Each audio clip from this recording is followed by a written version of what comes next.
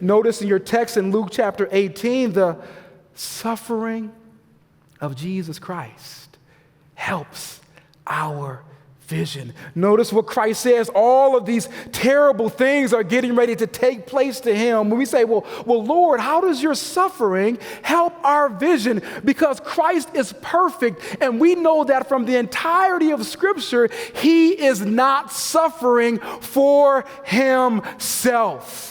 He is suffering for someone else. And praise be to God, the people that he is suffering for is you and I. Christ is holy. He is perfect. And yet he suffers, not for himself, but for us. He's spit upon, not for himself, but for us. He's mocked, not for himself, but for us. Christ is completely good. And yet, he suffers for people who are completely bad. I love what R.C. Sproul Jr. says when he's talking about when people ask him, why do bad things happen to good people? His response, he always says, is that only happened once, and he volunteered.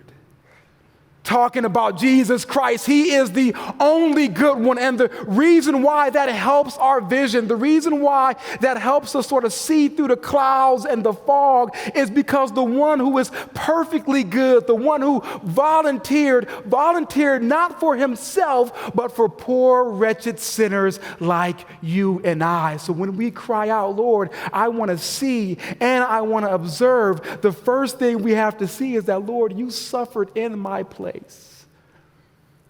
You're my substitute.